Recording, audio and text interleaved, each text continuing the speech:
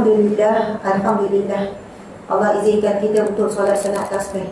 Rasa berat ke ringan solat tasbih? Ringan, Alhamdulillah. Ringan bagi orang yang mencintai Allah.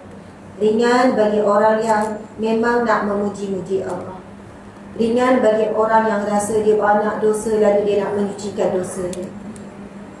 Subhanallah. Sebab kurniaan untuk solat sunat tasbih ni akan diampunkan 5 kategori dosa.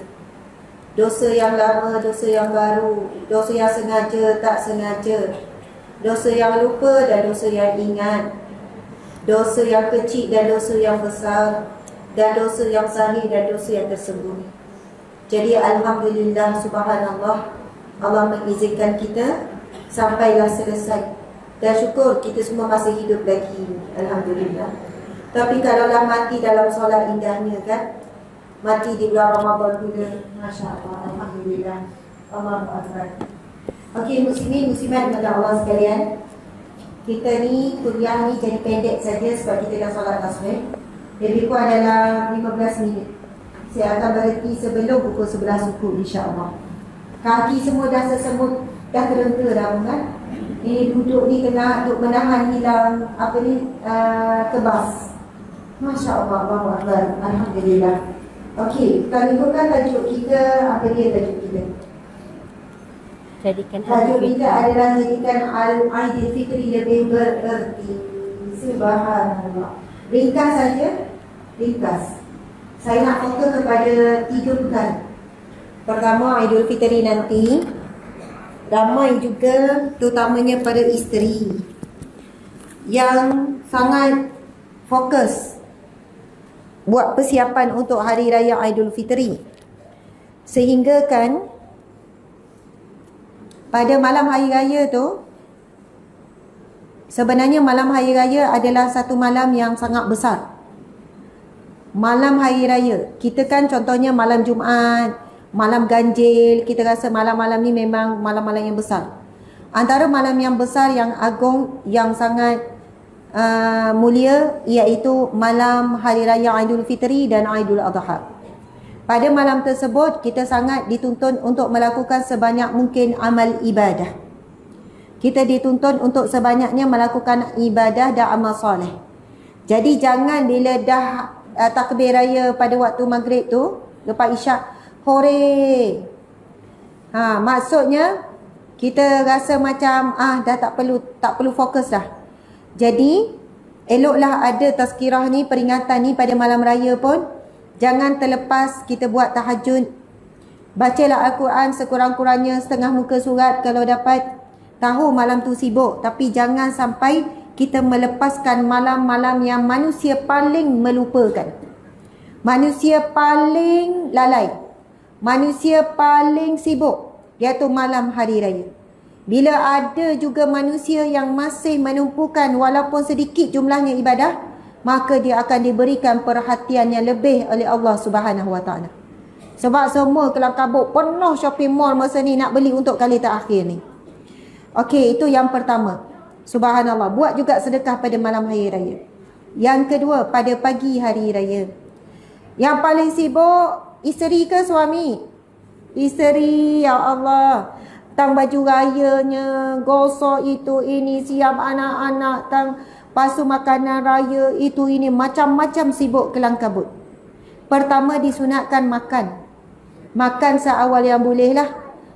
Kalau solat duha, kalau Aidul Adha, disunatkan solat dulu baru makan. Tapi solat Hari Raya Aidul Fitri sunat makan dulu, barulah pergi solat Hari Raya. Masya Allah, siapa handsome ni? Nama siapa? Zubai. Macam pernah jumpa je. Kenal tak siapa ni? Siapa? Cik As.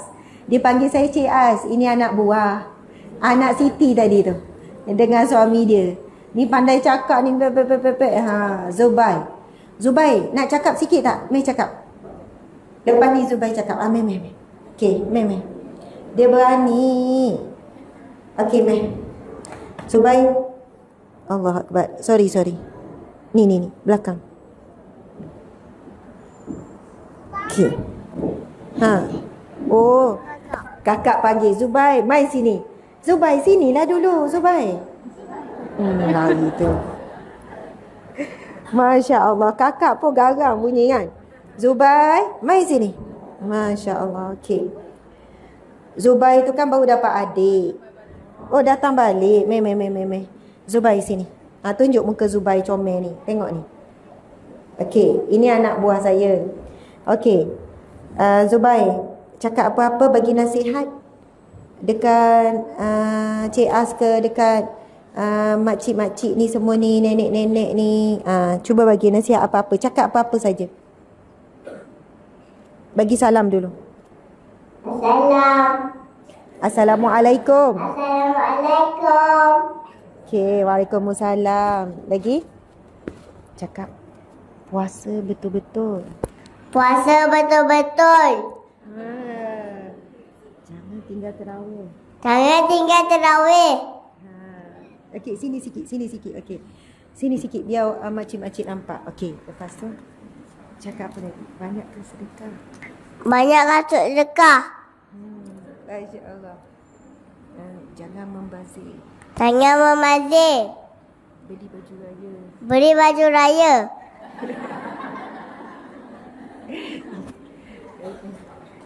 Pesan jangan membazir dekat bazar Ramadan. Pesan jangan membazir dekat pasar Ramadan. Meh. Cakap sokong peniaga bazar. Sokong penatua pasar. Ya, sokong peniaga bazar tapi jangan membazir. Tapi jangan memazir. Okey, nasihat terakhir. Apa-apa sajalah Zubai pula cakap. Itu kan Cik Asia ajak. Zubai pula cakap. Ya. Cakap ni, kena banyak berzikir, ingat Allah. Kena banyak berzikir, ingat Allah. Okey, terima kasih Zubai. Masya Allah. Okey. Bukan apa kau tak bagi dia bercakap tu. Lagi itulah dia melintas-lintas. Dia nak bercakap tu. Okey, dah selesai. Itu baby. Masya Allah. Itulah dia 4 beradik tu. Okey. Subhanallah. Perkara yang kedua ialah di pagi hari raya Aidilfitri. Ramai isteri sebab sibuk. Dia siapkan suami. Babang nak solat dah tu. Dia tak pergi solat. Solat Aidilfitri dan solat Aidul Adha sangat besar. Dan memang di zaman Nabi SAW, 2 solat ini dibuat di padang, di tempat yang terbuka, dan para wanita pun turut hadir sama beramai-ramai. Tetapi apabila sekarang kita ada banyak masjid, ada banyak surau, maka dibuat di dalam masjid dan surau. Pada zaman Nabi, kalau semua nak kumpul di dalam masjid, tidak muat. Dan masjid bukanlah begitu banyak. Tetapi sebenarnya hikmah besar. Kalau zaman sekarang pun dibuat di padang pun memang afdal. Sebab menunjukkan syiar Islam. Saya dulu pernah duduk dalam 2 tahun lebih dekat Australia, Brisbane. Masa tu suami sambung kan, sambung belajar dekat sana. Anak yang kelima pun lahir kat sana. Bila Hari Raya Aidul Adha, Aidilfitri, memang mereka akan buat di padang taman mainan. Kawasan orang ramai. Lepas tu dihampa tika solat di situ. Baca khutbah. Masa kita baca khutbah, duduk semua tu, Mak Saleh berkumpul keliling tengok. Sebab selama ni mereka ni tak tahu apa yang kita buat dalam masjid. Kan lalu je masjid, tempat tertutup, jadi mereka tak tahu. Bila kita buat di padang, tempat terbuka, mereka pun keluar sama. Tengok dan dengar sama khutbah yang disampaikan. Lepas tu mereka datang bertanya, kamu buat apa? Kamu sebenarnya sambut apa? Sekian-sekian.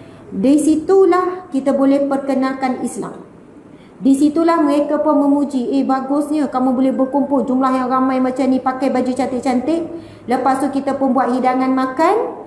Lepas dah hidang, jemput juga semua orang bukan Islam pun sama-sama makan. Itu di antara hikmah bila Aidilfitri, Aidul Adha dibuat di tempat yang terbuka. Subhanallah. Okey, itu pesanan yang kedua. Pagi raya, jangan terlepas solat sunan Aidilfitri dan Aidul Adha. Sebab apa? Depan saya ni wanita-wanita yang kadang fikir suami je. Yang penting suami pergi. Bang, tak apalah awak pergi, wakil-wakil. Mana ada wakil? Memang masing-masing punya amalan. Jangan lepaskan. Masya Allah.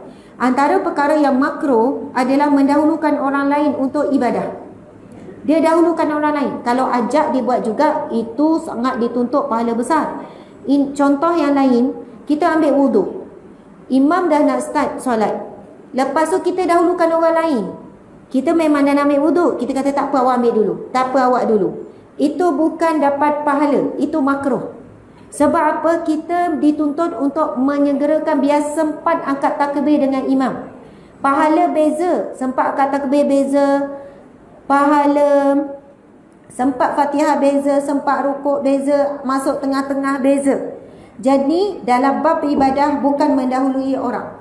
Kita siapkan, kita kata bang baju dah gosok ini dah ni, lepas tu kita pun makan apa. Abang kenapa tak siap lagi? Saya pergi dulu ya.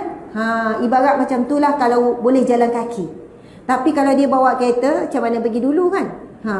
Jadi subhanallah, atur elok-elok biar semua sempat menunaikan solat sunat Aidilfitri Adha-Adha. Saya ingat masa dulu kecil-kecil, ramai orang. Makin lama makin besar, saya rasa macam makin kurang orang menitik beratkan solat Aidilfitri dan Aidil-Adha. Makin kurang.